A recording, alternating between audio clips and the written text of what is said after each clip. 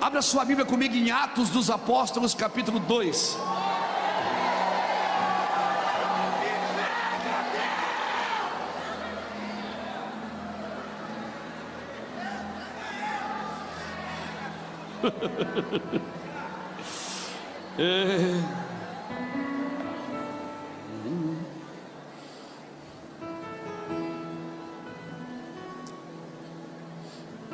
Atos dos Apóstolos, capítulo 2, versículo 15, diz assim: mandar um beijo para minha esposa que está em casa, queria estar aqui, não pôde vir. Beijo, amor, te amo. Samuel,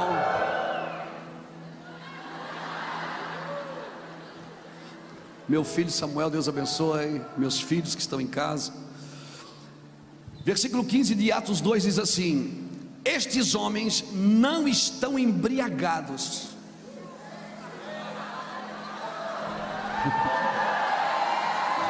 Deixa eu acabar, calma. Meu Deus, esses homens não estão embriagados, como vós pensais, sendo já a terceira hora do dia, sendo ainda a terceira hora do dia. Mas isto é o que foi dito pelo profeta Joel: nos últimos dias, diz Deus, do meu espírito derramarei sobre toda a carne. Vossos filhos e vossas filhas profetizarão, vossos jovens terão visões e os vossos velhos sonharão sonhos. E também do meu espírito derramarei sobre os meus servos e minhas servas naqueles dias, e profetizarão. Farei aparecer prodígios em cima no céu e sinais embaixo da terra, sangue, fogo e vapor. O sol se converterá em trevas e a lua em sangue, antes de chegar o grande e glorioso dia do Senhor, e todo aquele que invocar o nome do Senhor será salvo.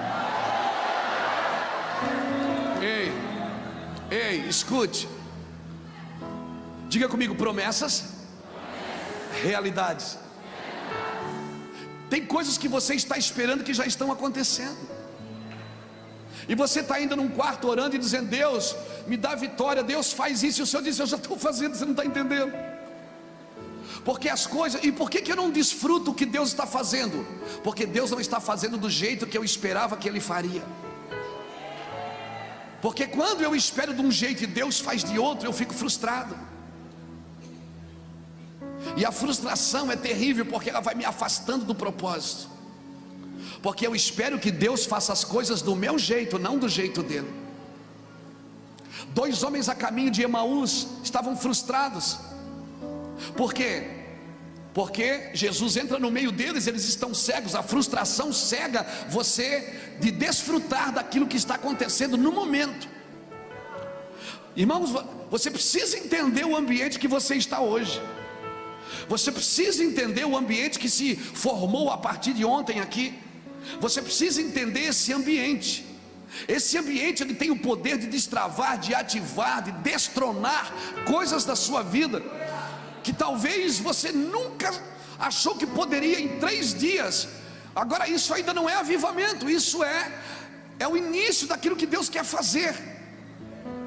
Eu louvo a Deus por essa conferência ser no começo do ano, porque ela sinaliza início, ela sinaliza propósito. Aqueles dois homens a caminho de Emaús, Jesus entra no meio e eles não estão percebendo. E Jesus diz assim para eles: o que está acontecendo? Eles olham para Jesus e dizem: você não sabe? Onde é que você estava? Só você não sabe o que está acontecendo e o que aconteceu em Jerusalém. Esse é o problema, a frustração não deixa você ver o que está acontecendo. E é coisa terrível você não saber aonde Jesus está. Jesus entra no meio deles, começa a conversar, e eles dizem: a gente achava que era Ele que ia libertar Israel, mas era Ele. É que não acontece do seu jeito. Quando não acontece como você espera, você frustra.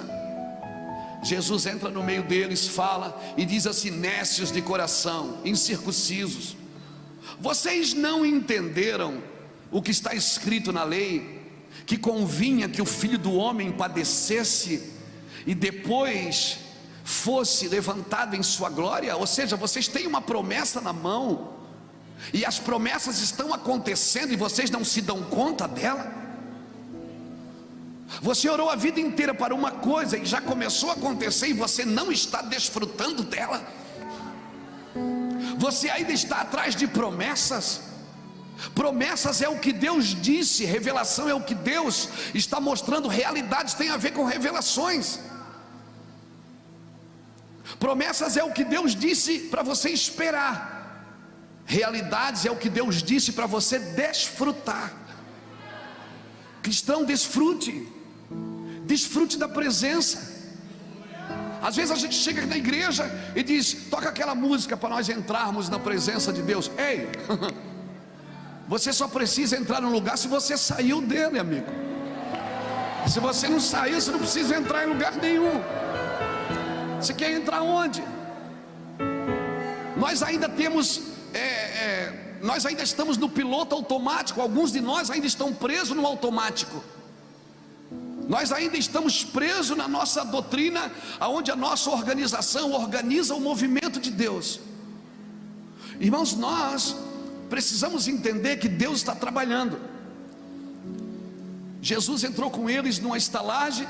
Quando Jesus partiu o pão, abriu os olhos dos dois. Quando abriu os olhos, eles disseram: não era ele que estava em nosso meio, porque o nosso coração queimava. Preste atenção nos sinais, preste atenção na movimentação. Não tem mais a ver com coisas, não tem mais a ver com coisas, tem a ver com sinais em você. Deus está mudando a sua movimentação, mudando a sua forma. Amém? Até aqui talvez você estendeu o dedo, agora você vai estender a mão. Até aqui você agiu de uma forma, agora você vai agir de outra. Aleluia. Eu estou assustado comigo, irmão. Eu estou tão doce. Eu estou muito doce demais. Eu digo: Jesus, eu estou quase melado. Ele disse: é porque eu tirei a marreta da sua mão e coloquei um prumo. Teve uma época, Luiz, que eu te chamei para derrubar, arrancar, destruir e arruinar. Agora é para plantar e edificar.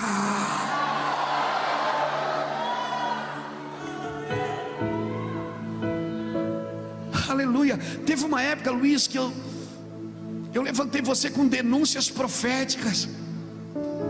Agora não, filho. Agora você vai ajudar a reconstruir. Você vai ajudar a reconstruir. Queridos, eu estou com tanta esperança na igreja, Ricardo. Eu estou com tanta esperança. Eu tenho sido procurados por homens e mulheres de Deus que não querem mais nada. Eles não estão dispostos a levantar nada. Eles só querem revelar Jesus. Eles querem que Jesus apareça na reunião. Só Jesus aparecendo na reunião tá bom. A gente tinha tanta opinião a respeito de tantas coisas. Quer saber de uma coisa? O que nos separa não é a nossa teologia, a nossa arrogância de achar que o que temos é maior do que o que todo mundo tem. Recentemente eu tenho um sobrinho de 5 anos, filho do meu irmão Júnior. Meu irmão Júnior é um profeta nesta terra. O menino de 5 anos sentou na frente do Júnior, do meu irmão, e disse: pai, o Deus está falando comigo. Ele tem 5 anos. Ele não conhece linguagem bíblica, ele nem fala direito.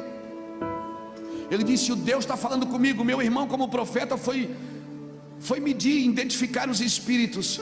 O meu irmão disse: como é que é essa voz? Ele disse: clara e direta. Ele disse: tá, mas como é que é o som dessa voz? Ele disse: é de chuva. É de água, muita água, pai. E aí o meu irmão queria falar, mas meu filho disse: cala a boca, pai, eu estou falando. O Deus está falando comigo. Ele tem 5 anos, irmãos. Ele profetizou por 30 minutos. Ele disse: diga para o pai do Samuel que sou eu. porque a identificação dele é o menino que ele brinca, é o Samuel. Ele diz: diga para o pai de Samuel dizer para os pastores do Brasil orarem, porque os pastores do Brasil não oram. Os pastores do Brasil precisam orar mais. Ainda não tem glória, eu vou trazer, mas ainda não tem. Ele disse: eu vou trazer a glória. Pai, Aí o meu irmão ia falar, ele disse: fica quieto, eu não acabei ainda. Ele profetizou, ele falava linguagens bíblicas. O meu irmão tem um projeto no Nordeste, ele cuida do projeto no Nordeste. Ele disse: pai, escuta, Tordeste, ele fala Tordeste, falava errado, Tordeste, Europa, Israel. É tudo uma coisa só. As nações vão se reunir, para ir para Israel, para Sião. O que está sendo falado aqui? Estamos indo para Sião. Ele tem 5 anos de idade.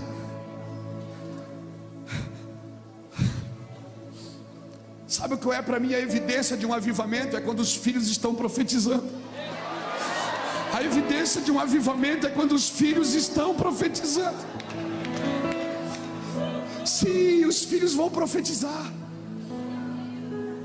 O que está acontecendo não é animação de plateia. O que está acontecendo não é entretenimento. Não importa mais quem prega, quem canta. Importa com quem estamos ficando parecido com o que fazemos. Se o que cantamos e pregamos não nos deixa parecido com Ele, não faz mais sentido. O que importa é o que estamos fazendo, com quem estamos ficando parecido, quem manifesta. Porque se o que eu falo não manifesta Jesus, é religião, não é reino. Se o que você ouve não faz você ver, então não é Ele que está falando. Esses dias são coisas claras. As pessoas não precisam mais de alguém que fale de Jesus, elas precisam de alguém que manifeste Jesus, com a sua vida, com o seu caráter. Então, querido, não são dias de limpar, não são dias de limpar a teia da aranha, são dias de matar a aranha. Chega de a gente ficar limpando teia todo ano. Todo ano a gente precisava limpar a teia. Agora vamos começar de novo. O ano vai agora. Nesse ano quero paz no meu coração. Não, chega, esse ano nós vamos matar a aranha. Vamos matar aquilo que está produzindo distração, usurpação, que está produzindo negligência, defraudação. O que é usurpar? É querer que os outros deem coisas que eles não podem dar. Distrair é criar um evangelho almático para que as pessoas fiquem presas na reunião. Não, queridos. Eu vejo que a igreja brasileira está acordando. Amém? As pessoas não estão mais fazendo culto para pessoas, estão fazendo para Ele. Não importa mais quem tem, quantas pessoas estão sentadas na nossa frente.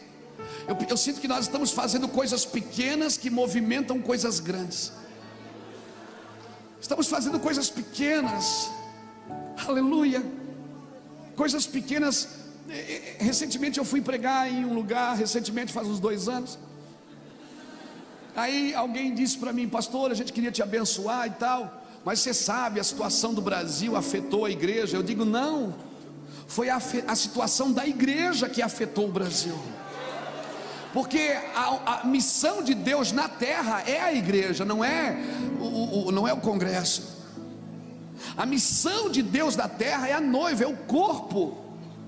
Agora, quando Deus acha pessoas dispostas a tomar o remédio pela parte doente, a pagar um preço pelos outros, a investir, cara, isso vai te custar tudo. Amém? Isso vai te custar tudo. Faça a conta antes de entrar, porque não tem mais porta de saída. Você, amém? Não tem mais, eu vou fazer isso, se não der eu vou fazer aquilo. Não tem mais saída para você. Acabou, amém? Você não tem mais plano B. Rasga o plano B. Deus não trabalha enquanto você tem um plano de saída emergencial. Não são dias de autoritarismo. Eu falei para você que eu só queria dar conselhos. Amém? Eu só quero dar conselhos nessa tarde, porque eu acho que a gente está muito encharcado. Nós já recebemos muito e vamos receber muito mais ainda. Mas nesse tempo, as coisas que têm curado o meu coração, eu quero compartilhar com você. Não são dias de autoritarismo. Escute o que eu vou falar, porque isso é sério. Muitos se comportam com autoritarismo para ter o respeito do povo que não tem mais de Deus. Muitos se comportam com autoritarismo, não é autoridade, autoritarismo, para ter o respeito do povo que não tem mais de Deus. Irmãos, quantos pastores e pastoras tem aqui? Querido, quanto mais autoritário é o líder, mais infantilizado é o seu ministério, mais infantilizado é as suas ovelhas.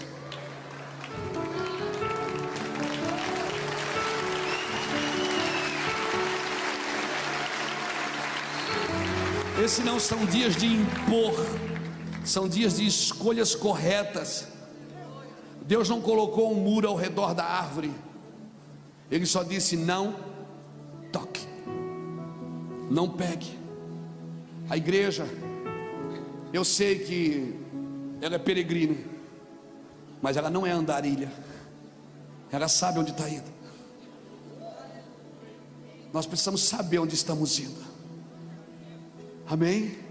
Para incentivar, para influenciar as pessoas a estar conosco no mesmo propósito. Eu vejo hoje, eu ainda conversava com o Ricardo, nós conversávamos, cara, que conferência, é uma conferência tão madura. É um negócio assim que parece que dá para você, eu estou me sentindo no Éden, parece que você pega assim e come. Não precisa mais sacudir a árvore, chuta para ver se cai alguma coisa. Não, você estende a mão e come. É uma liberdade, oh meu Deus. Mas para isso, irmãos, nós precisamos discernir o que é promessa e o que é realidade. Tem coisas que a gente tem que continuar esperando, porque não aconteceu ainda. Mas tem coisas que nós já deveríamos estar desfrutando. Quando o Pentecostes chegou em Jerusalém, havia pelo menos 17 nações naquele dia. E cada uma entendeu na sua linguagem o que estava acontecendo. Porque quando Deus derrama, não traz confusão para o pentecostal, para o tradicional, para o integral, para o uau, não traz confusão. Todo mundo entende na sua movimentação. Agora, quando eles foram construir Babilônia, a confusão das línguas teve que parar a obra. Ei, se nós tivermos que parar isso por causa da confusão de linguagem, é Babilônia que nós queremos levantar e não o reino de Deus. Babilônia parou pela confusão da comunicação. Quando Deus está agindo, a comunicação, diversidade ela contribui, divergência não, diversidade. E eu quero declarar que toda divergência dessa nação vai se transformar em convergência. Toda divergência dessa nação, eu não concordo, eu não ando porque eu não concordo, eu não chego perto porque eu não concordo. Você não precisa se movimentar do mesmo jeito que eu, você só precisa respeitar o que eu carrego. Convergência, ela nunca vai acontecer aqui fora sem acontecer aqui dentro primeiro. Lembra de Maria na casa de Isabel? Lembra disso? Maria, quando foi para a casa de Isabel, a criança saltou no ventre. Irmãos, porque quando há uma convergência de propósito, pode estar em úteros diferentes, pode estar em casas diferentes. Amém? Porque o que nos une é a causa, não é a casa. Por isso não adianta eu estar na mesma casa se eu não tenho a mesma causa. O que nos une é a causa, não é a casa. Amém? E quem está indo para o mesmo lugar se encontra no caminho. Sabe por que a gente está se encontrando tudo agora de novo? Porque nós estamos indo para o mesmo lugar. Estamos indo para o mesmo propósito, faz parte do mesmo propósito de Deus. Não, mas a minha religião não permite. Não, a religião nunca permite. A religião sempre quer matar aquilo que ela não entende. Por isso que Faraó mandou matar os meninos. Quando está nascendo alguma coisa que a religião não entende, ela quer matar.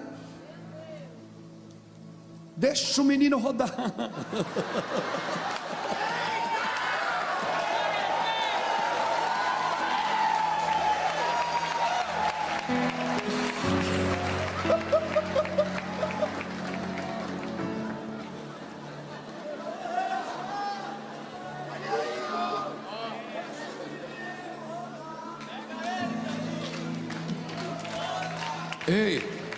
Ei, deixa o menino rodar.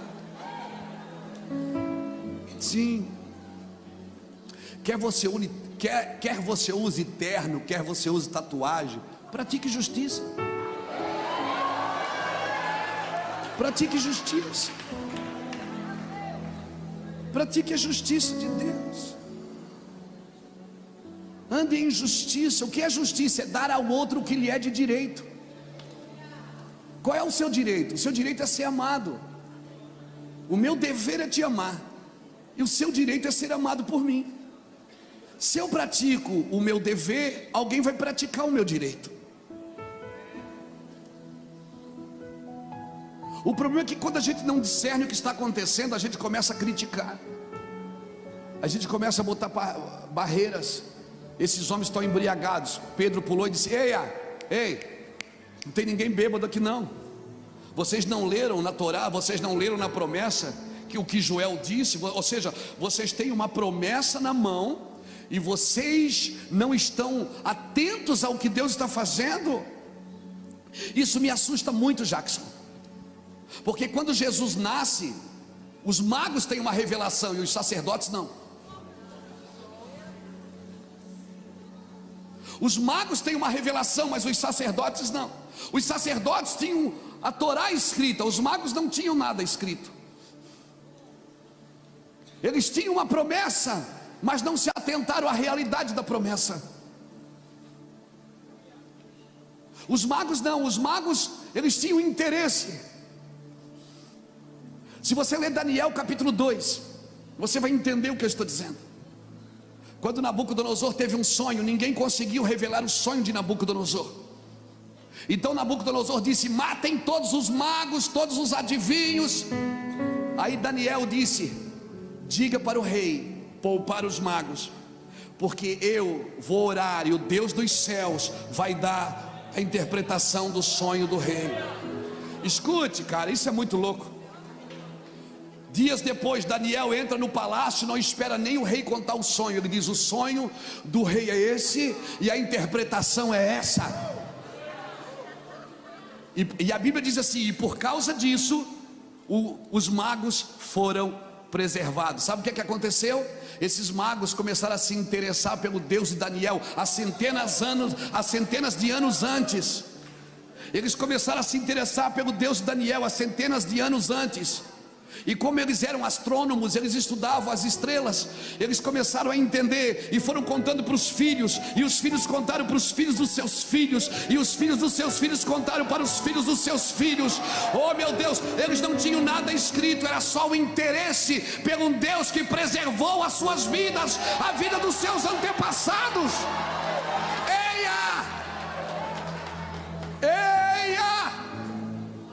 Por isso meu Deus não se revela aos religiosos, Ele se revela aos interessados. É quem tem interesse de conhecer a sua glória. Tem alguém comigo aqui entendendo isso, irmão? Sim, posso crer no amanhã, porque Ele vive.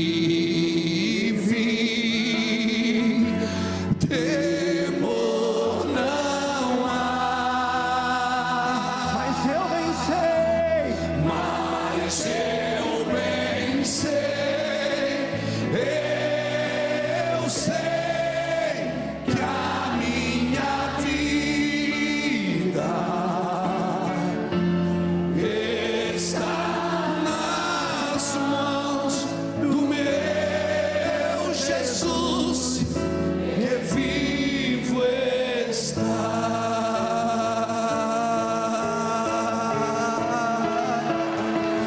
Sim, Senhor. Sim. Por isso que quando Jesus nasceu, os magos chegaram lá e disseram: cadê o rei dos judeus? Ele disse: que rei? Ele disse: o rei. E nós vimos a estrela dele, nós vimos a sua luz, o seu sinal. Preste atenção nos sinais desses dias. Escute, parece loucura, mas não é. Deus vai falar com você em placa de carro.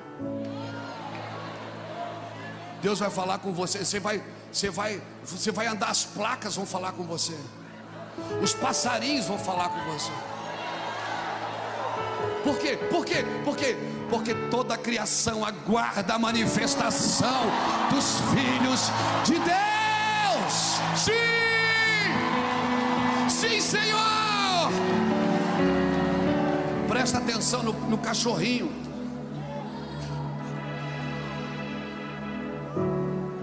Nós temos 3 calopsitas lá em casa. Você põe um louvor, ela assim dói, meu irmão. Uma eu percebo que ela é mais tradicional, ela só fica assim. A outra não, a outra voa, vai na gaiola, vai para cima, vai para baixo. É doideira. Aí tem gente que pensa que a gente está pedindo. Não, o Luiz é muito louco. Ei, a loucura de Deus é mais sábia que a sabedoria dos homens. Acorda. Acorda. Sabe qual é o problema? O problema é que nós vivemos numa geração com excesso de informações. Uma geração que sabe tudo de Deus, mas não dá um cheiro nele. Não cheira. Não vive, não convive. Uma geração que deitou Deus numa maca, abriu Deus no meio e está estudando os órgãos de Deus, a anatomia de Deus.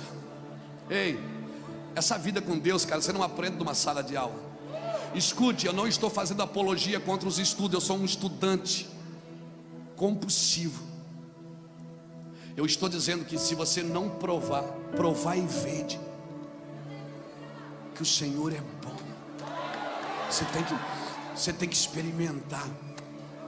Você tem que degustar dele.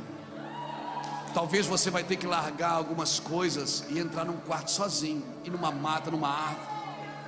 Às vezes eu estou tão doido que eu digo: se tu é macho, vem aqui embaixo agora, para ver se eu não te agarro, grandão.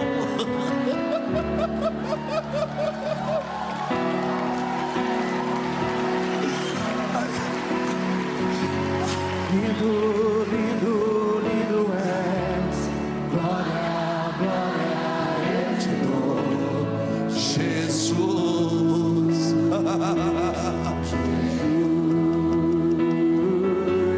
Lindo, lindo, lindo és. Glória, glória eu te dou, Jesus. Jesus, então me leva à sala do trono, mostra a tua beleza. quero ver papai. Segura que Deus veio chegou um e-mail aqui agora.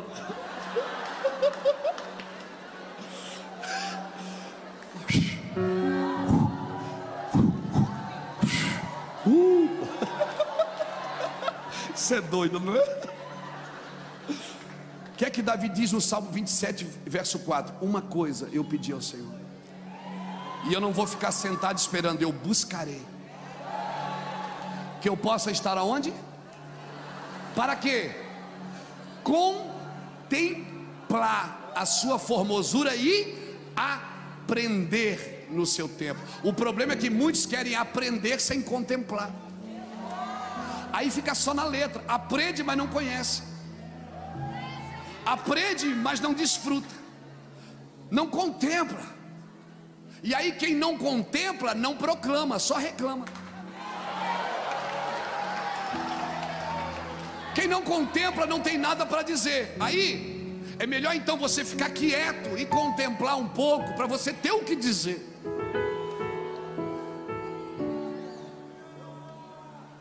E aí começa a ensinar. O problema, irmão, não é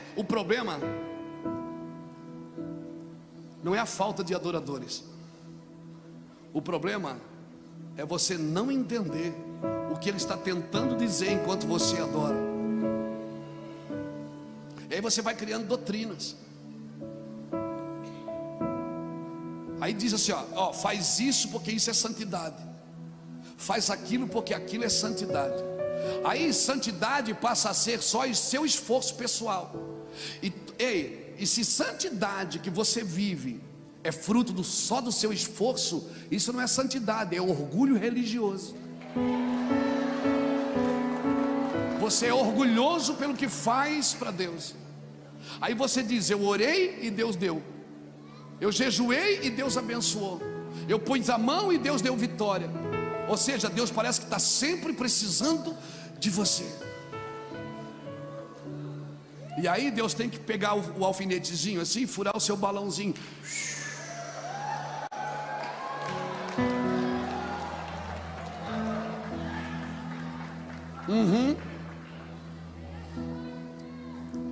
Realidade, irmão, é quando Ele está num lugar, você não tem o que fazer, você não sabe o que fazer. Você percebe que ninguém se converteu antes da cruz? Já percebeu isso? Jesus pregava, é aquela multidão, mas ninguém nunca se converteu antes da cruz. E Ele disse mesmo, eu prego para que vocês ouvindo não entendam e não sejam perdoados os seus pecados.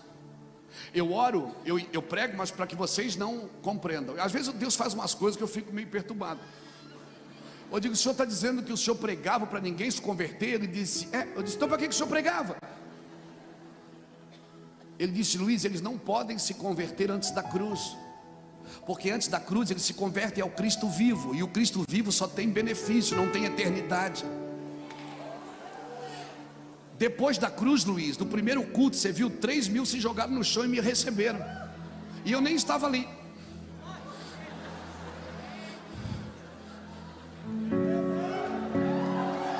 Você está entendendo isso? Você está pegando isso no seu espírito? É muito importante que você pegue no seu espírito. Por isso, irmão, sem cruz não tem avivamento. Sem cruz não tem avivamento. 12 homens, irmãos, revolucionaram o mundo. E por que 61 milhões não impedem a corrupção no Brasil?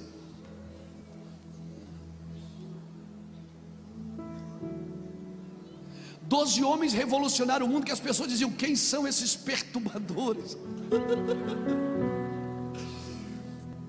61 milhões,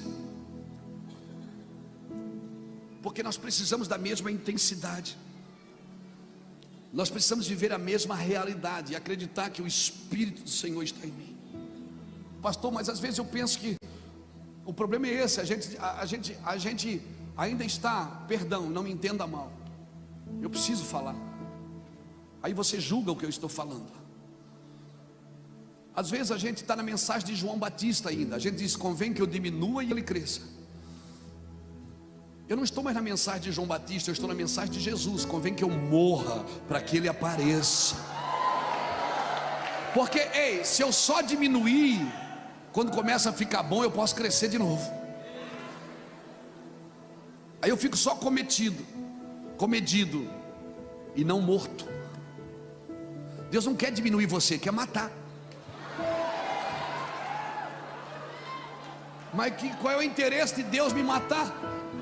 Porque tem uma profecia, e você precisa entender ela, João 5:25, que diz que virão dias que os mortos ouvirão a voz dos filhos de Deus, e os que ouvirem viverão.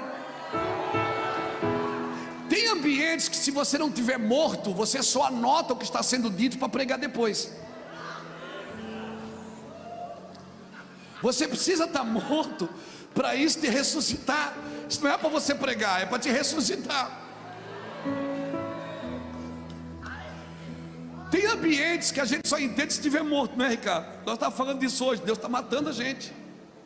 Deus está matando a gente. Parece que Deus só dá as coisas quando a gente não quer mais. Eu orei a vida inteira, Deus me leva nas nações, e eu fiquei lá preso em Itajaí. Senhor, tem gente pregando aí, eu prego melhor que ele, leva eu.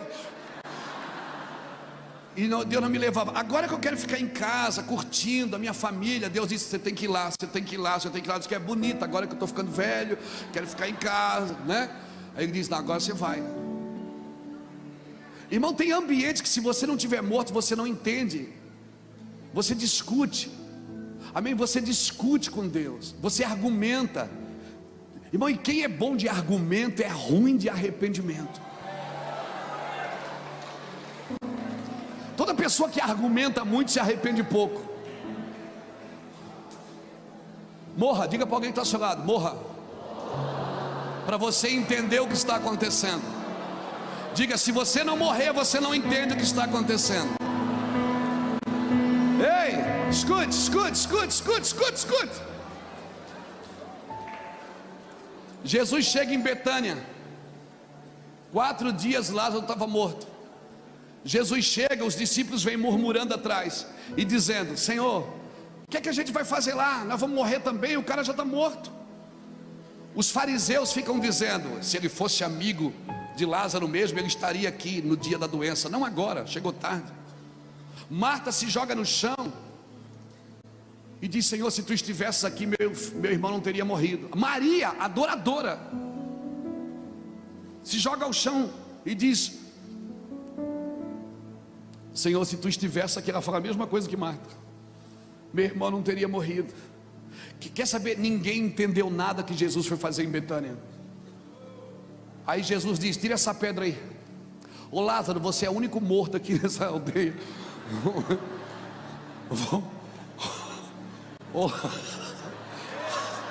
Ô Lázaro,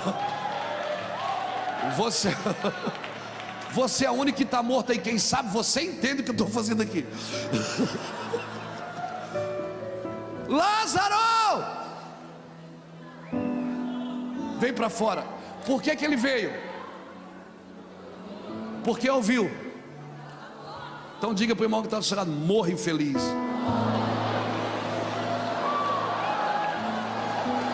Você quer ouvir para entender? Morra. Você quer ouvir para obedecer? Morra. Você quer ouvir para dar uma resposta? Morra. Ou você quer ouvir só para aprender mais? Se você quer ouvir só para aprender mais, fica vivo. Fica vivo. Irmãos, nós precisamos entender. Lá no Mevan as crianças já vêm chapadas assim, irmão. Elas já nascem assim. Esse povo é doido. Glória a Deus. Irmão, se você não quer entender e nem praticar, fique vivo. Mas se você quiser entender o que Deus está fazendo, nós precisamos morrer. Amém? Nós precisamos morrer. Eu preciso entender o que está acontecendo nesses dias. Eu preciso entender que essa nova configuração que nós estamos entrando na nação brasileira, tem coisas que nós vamos ter que deixar parar de fazer. Tem coisas que nós vamos ter que parar de funcionar para voltar a fluir. Tem coisas que o funcionamento não serve mais. Deus para a gente, esconde para voltar a fluir. Oh meu Deus, que coisa linda. Deus não quer que você funcione, Deus quer que você flua, que Ele vaze, que Ele possa vazar através de você. Deus quer vazar com a sua glória através de você. Como eu disse hoje de manhã, não é mais só comunicar, pregar, é transmitir a vida de Deus. Aí você diz para mim assim: pastor, mas o senhor fala isso, tá bem, o senhor está aqui ó, na Lagoinha, 6.000 pessoas, o mundo inteiro assistindo pela internet, é muito fácil. Eu estou lá na favela com 30 pessoas sofrendo, às vezes tem dinheiro para pagar o aluguel. Deixa eu te dar uma palavra. Ó pequeno rebanho, agradou-vos o Senhor e dai-vos o rei. Sabe o que é ser pequeno rebanho? Não é ter uma mentalidade pequena. Ser pequeno rebanho é entender que Deus usa as coisas pequenas para movimentar coisas grandes. Deus usa as coisas singelas. Aleluia, aleluia. Entenda isso, querido. Não deixe de fazer as coisas porque elas são pequenas demais, são simples demais. Tem coisas que você deixou de fazer porque você achou muito simples. Nós trabalhamos com obra social e alguém me disse esse dia: pastor, a gente estava levando sopão para as pessoas debaixo do viaduto, mas a gente parou de levar sopão porque a gente não tem para onde levá-las depois do sopão. É melhor assim, né, pastor? Eu digo: não. Se você não tem para onde levá-las, dê o sopão. Se você não tem o sopão, dê água. Se você não tem água, dê um abraço, mas dê alguma coisa. Você trabalha na medida que Deus te dá, e à medida que você anda nela, ela vai desenvolvendo. Amém? Ela vai desenvolvendo, irmãos. Quando eu precisei de uma bicicleta para trabalhar, foi uma bicicleta que Deus me deu. Quando eu fui num culto com a bicicleta que Deus mandou eu dar a bicicleta para alguém, eu voltei para casa só com a minha caixinha vazia. Aí alguém me emprestou o carro. Daqui a pouco apareceu alguém e deu um carro. Daqui a pouco apareceu outra pessoa e deu outro carro. E daqui a pouco, se Deus achar que a gente precisa de um avião, Ele dá um avião. Porque para Deus um avião e uma bicicleta é um pedaço de ferro. Ele dá para um propósito. Aleluia. Deus não investe em necessidade, Ele investe em propósito. Não se cura pobreza com cesta básica. O senhor está dizendo que tem que parar de dar? Não, eu estou dizendo que você tem que fazer uma coisa e entender a outra. Quando João Batista mandou perguntar para Jesus se ele era mesmo o Hamashia, o Messias, ele disse: vai lá e diz para João que os cegos veem, que os mudos falam, que os surdos ouvem, e aos pobres é pregado o evangelho do reino. Sabe como se cura miséria? Pregando o evangelho do reino. Dando a comida, dando a bebida, dando a cama, mas pregando o evangelho do reino, que é poder de Deus para a salvação. Nós estamos envolvidos na maior tarefa da humanidade, querido, na maior tarefa da humanidade, e nós não podemos nos perder por isso. Estamos querendo fazer coisas que, às vezes Deus disse: olha, mudou o tempo, como o Ricardo pregou ontem sobre as rodas, uma roda dentro da outra, e cada uma se movia de um jeito. Como é que é o nome disso, Jackson? Elipse. Como eu estava dizendo, elipse.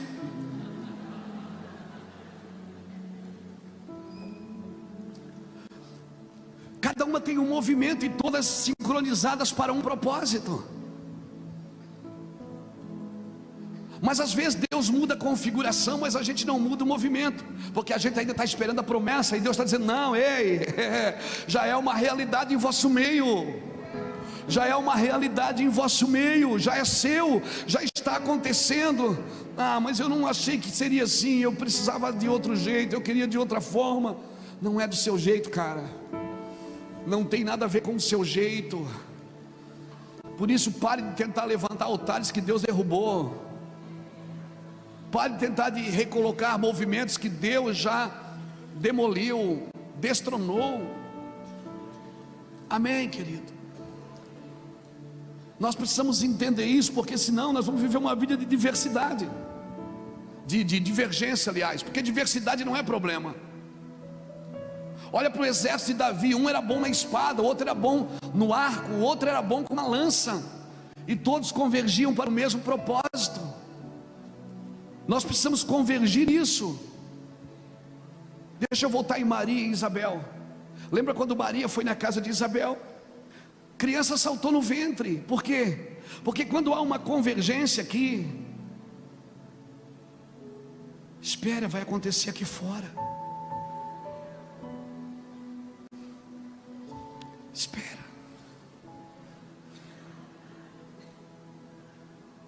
João Batista e Jesus não haviam nascido, já estavam em movimento, já estavam convergidos para o propósito. Depois eles se encontraram de novo no Jordão. E agora a convergência deles não era mais aqui dentro, era abrir os céus. Homens que se conectam aqui dentro, quando eles começam a caminhar num propósito, eles vão rasgar os céus, irmãos. A convergência sempre é interna primeiro, para depois externa. Então se conecte a pessoas que quando você ouve dá vontade de voar. Se conecte a pessoas que quando você ouve dá vontade de vender tudo e ir embora com eles. Irmãos, eu não estou aqui, quem me conhece sabe, eu não propago ministérios, hoje a minha maior dificuldade é tirar a expectativa das pessoas de um ministério e de mim. Mas muita gente do Brasil inteiro tem ido à nossa cidade, tem passado currículo para morar na cidade, só porque está vendo fogo pegar. E eu tenho que dizer para eles: não procure incêndio, começa a queimar você. Não procure um lugar, você é o lugar. E eu não vou botar na frente da igreja Itajaí, terra do avivamento. Não, eu não sou louco de fazer isso. Até porque Deus não fecha monopólio com ninguém. Deus não fecha monopólio. Amém? Deus não fecha monopólio com igreja, com denominação, com cidade. Quem está entendendo está convergindo. Eu não estou atrás de um povo para formar uma grande denominação. Eu estou juntando as denominações para formar um grande povo, convergido no propósito, para entender a realidade desses dias, para entender o que Deus está fazendo nesses dias. Já é nosso. Por favor, não lute por coisas que você já tem, já é sua. Eu tenho um filho de 11 anos, o Samuel. Alguns anos atrás, uns irmãos da igreja compraram um carro e nos deram. E eu fui dar uma volta com ele de carro. Ele ficou vislumbrado com o carro. Ele disse: pai, que carro da hora, que carro massa. E ele disse: quando eu crescer, dá esse carro para mim. Eu disse: ele já é seu. Ele disse: já é meu? Eu disse: é. Você é herdeiro? Tudo que é meu é seu. Ele disse: mas eu não posso dirigir. Eu disse: não, porque Deus não dá herança para criança. Se o herdeiro for um menino, de nada ele difere de um escravo, ainda que ele seja senhor de tudo. Gálatas 4. Diga para a pessoa que está do seu lado: você já tem. Você só precisa crescer. Diga: já é seu. Diga: não vá para a congregação buscar o que você já tem. Diga: não faz campanha para ganhar o que você já tem. Sim, já tem, já é seu, já está aí dentro. Você é herdeiro. Ei! Herança não tem a ver com o que você faz, tem a ver com quem você é. E o diabo não tem problema se você é evangélico, pseudo-evangélico. O diabo tem problema quando você descobre quem você é. Quer saber? Jesus não veio começar uma religião. Enquanto Jesus curou, batizou, multiplicou alimentos, ele era bem visto por todo mundo. Mas quando ele disse: eu e o Pai somos um, aí todo mundo disse: blasfêmia, blasfêmia. Jesus veio apresentar o Pai. Jesus não veio abrir uma religião. Religião Israel já tinha. Enquanto você não tiver uma revelação que Ele é Pai, você sempre vai querer atraí-lo pelo serviço.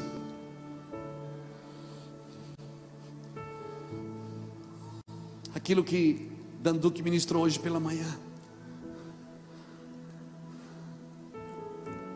Um pai nunca deixa o filho se sentir um servo, um empregado. O pai sempre deixa claro para o filho: eu estou trabalhando para você. Você vai andar numa velocidade maior do que a minha. Eu ando, você corre, seus filhos voarão.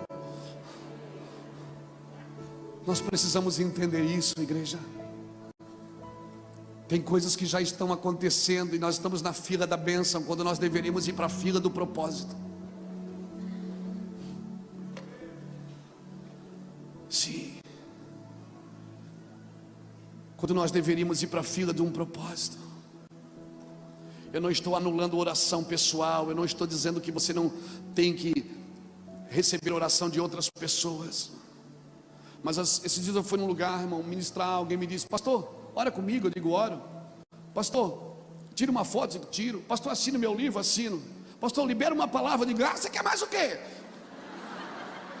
Pô, peguei 2 horas para você. Você quer mais o quê? Barba, cabelo, bigode? Você pensa que... Vai orar. Pastor, transfere essa unção. Pega meu lenço e vai chorar para você ver o que é bom.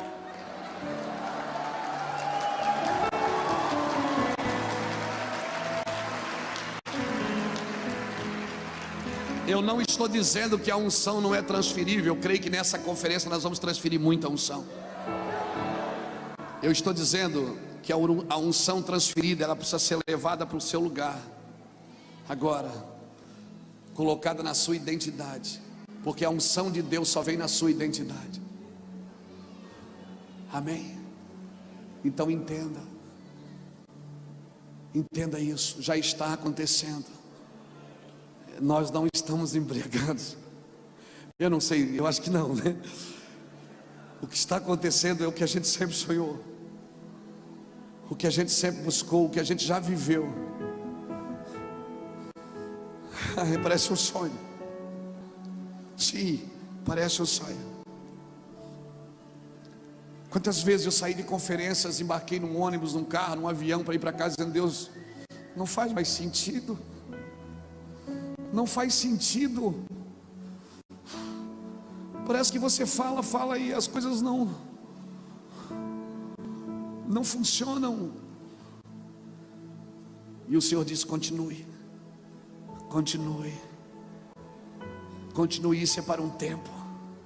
Isso não é para agora, é para um tempo. Há um tempo de preenchimento, há um tempo que todas as coisas vão fazer sentido em Jesus. Amém, queridos? Eu quero orar com você.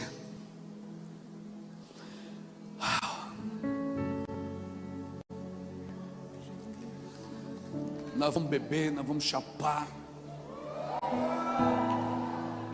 mas nós vamos entender.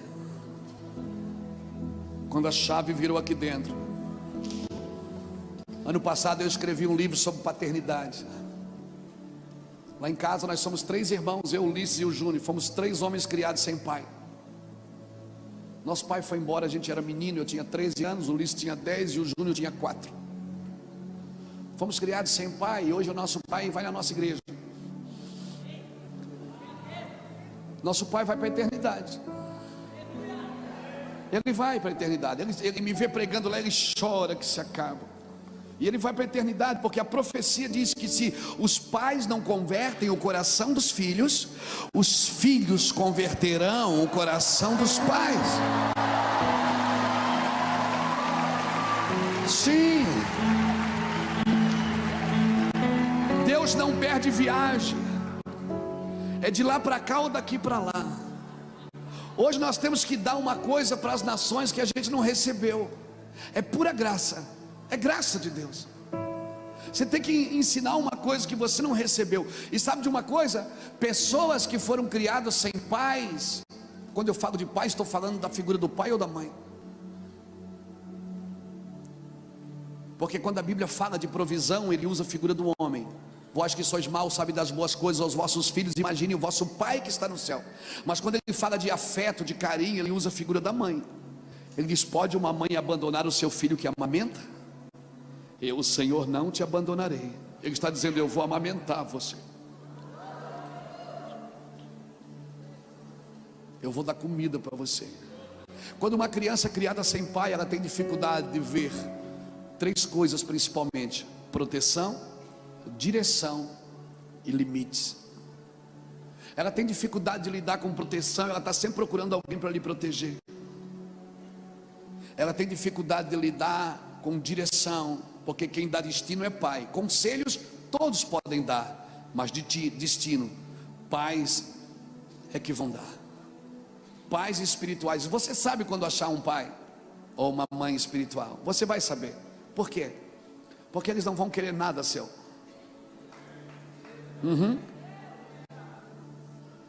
Às vezes as pessoas tiram uma selfie com a gente e dizem: Meu pai espiritual, Luiz Hermínio, eu disse: mas deixa eu tocar na sua, deixa eu circuncidar você.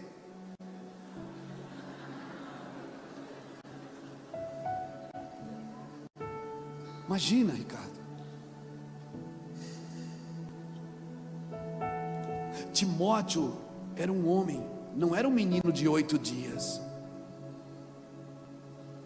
Você imagina Paulo para na frente de Timóteo e diz: Timóteo, baixa as calças aí. Paulo pega no órgão genital de Timóteo, pega uma faca de pederneira, uma faca de pedra, e corta o prepúcio. Sabe quem é meu pai? É quem toca na minha intimidade e não me castra. Meu pai é aquele que toca no mais íntimo da minha vida e não me castra. Ele me prepara para reproduzir também.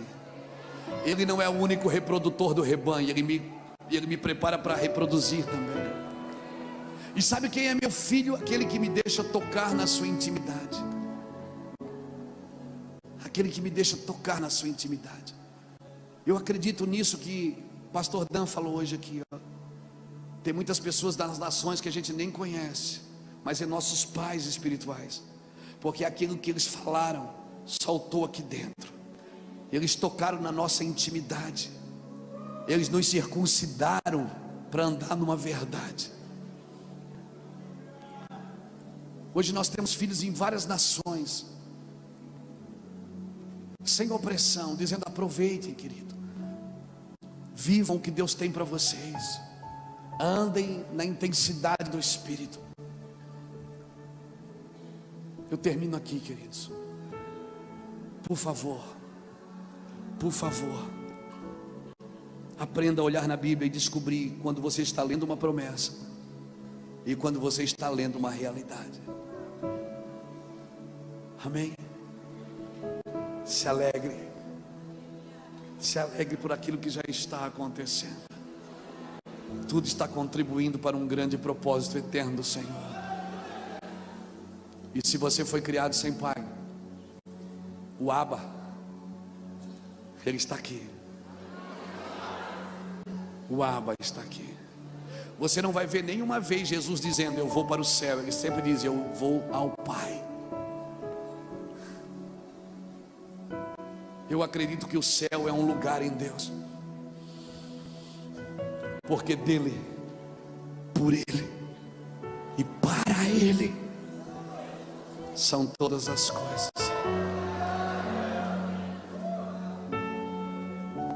Oh Deus é tão maravilhoso que ele cria o céu e a... O que é que ele criou primeiro? E depois a... Então qual é a prioridade?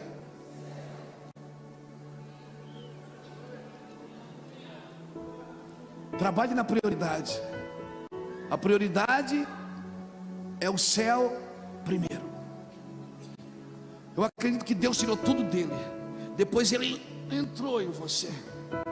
Louvado seja Deus. Vem cá, Pi, um pouquinho. Vem cá, um pouquinho. Aprecie com moderação minha sobrinha. Imagina, Deus cria o homem. Deus diz para a árvore: nasce. Não, Deus diz: terra, produza árvores. Você tira a árvore da terra, ela morre, porque ela desliga da fonte. Deus não disse peixe nasce, Deus diz: água, produza peixe. Você tira o peixe da água, ele morre, porque desliga da fonte.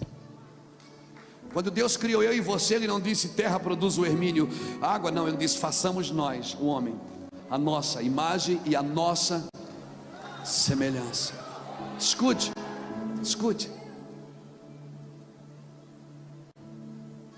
Deus tirou Adão dele, assim como todas as coisas, mas as outras coisas Deus terceirizou. Adão não. Efésios 1:4 diz que ele me elegeu nele, antes da fundação do mundo, para que fôssemos santos e irrepreensíveis diante dele em amor. Ele tira o homem dele e depois entra no homem, e os dois se tornam um. E a Bíblia diz que Deus criou os animais, pegou Adão pela mão e levou até os animais, e a Bíblia diz assim: Mas para o homem não se achava uma mulher, uma esposa que lhe fosse idônea. Quando Deus levou Adão na frente dos animais para que Adão colocasse nome, é como se Deus estivesse dizendo: está vendo, Adão, esses animais aqui? Você não pode se relacionar intimamente com eles, com nenhum deles, porque eles não têm a sua mesma natureza. E assim, Adão, como eu tirei você de mim, para poder me relacionar com você, eu vou tirar alguém de você, para você entender o que é intimidade. E aí, Deus faz a mulher do homem. Irmão, a relação de intimidade de um casamento. Por isso que o sucesso no ministério não substitui o fracasso da família. Entenda isso. A intimidade com Deus, ela expressa no seu lar. Por isso, dentro da sua esposa tem uma coisa que não tem dentro de outra mulher: a sua metade. Intimidade é uma coisa tão profunda. Você precisa entender de onde você foi tirado. Por isso, se você quer ser curado, irmãos, veja bem, deixa eu falar uma coisa. Lá no ministério a gente tem trabalho de cura interior, muitas curas interiores. Mas tem gente, irmão, que já fez tanta cura interior que não tem mais nem interior. Me perdoe, mas é verdade. Porque você só volta ao passado. Você não tem que voltar ao passado para ser curado. Você tem que voltar à origem, da onde você saiu. Todos os ministros de cura interior querem levar você à origem, não ao passado. Entenda isso. Porque na origem você se refaz para poder andar para frente. A cura é para frente. Como disse o Ricardo ontem, a cura é para frente, o avivamento é para frente. Então Deus tirou a mulher da onde? Do homem, para ele se relacionar como? Intimamente com ela. Assim como o homem se relaciona intimamente com Deus. Obrigado, bem. Entenda isso. São realidades espirituais que nós já deveríamos estar praticando. E parece que a gente está sempre esperando alguém gerar intimidade na gente. É Ele que vai fazer isso, gente. Nós, os ministros, os pregadores, como foi dito aqui desde o primeiro dia de ontem, nós só podemos levar você a um lugar, mas tem coisas que só Ele pode construir em você. Esse lugar de intimidade, de degustar quem Ele é, de prazer, de ter prazer, de Jesus ser suficiente na sua vida, e as outras coisas precisarem somente ser acrescentadas, mas não ser prioridades. A prioridade precisa voltar a ser Ele. A prioridade da igreja é Ele, a prioridade da vida é Ele. Ele é a prioridade. Ele é a realidade espiritual. Ele não é uma promessa, Ele é uma realidade espiritual. É o cheiroso. Já está acontecendo. Vamos orar. Diga para alguém que está do seu lado: promessas você ouve, realidades você vê. Fique de pé comigo.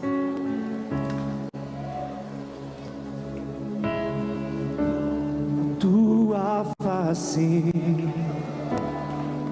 queremos ver, tua presença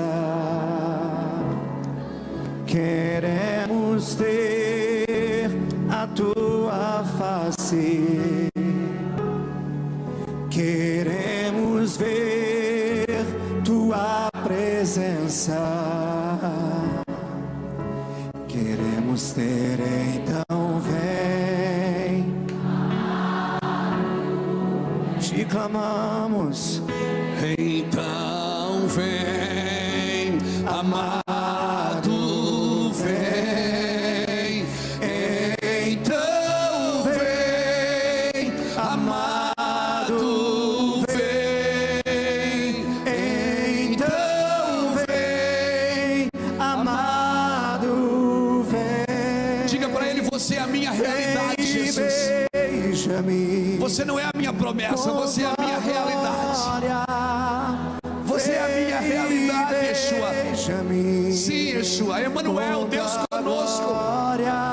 É Ele presente agora, Ele está aqui.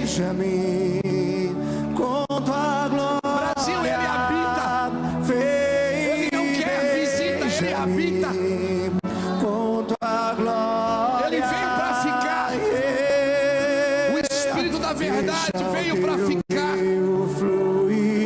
Deixa o seu vento soprar, deixa o teu fogo Queima até me consumir. deixa o teu rio fluir, deixa o teu vento soprar, deixa o teu fogo Queima até me consumir. vem sobre nós, Senhor,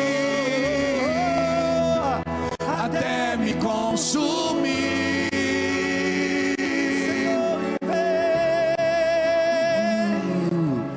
De dentro pra fora, vem queimar em mim. De dentro pra fora, até me consumir. De dentro pra fora, vem queimar em mim. De dentro pra fora, até me consumir. De dentro pra fora, vem queimar em mim. De dentro pra fora, até me consumir.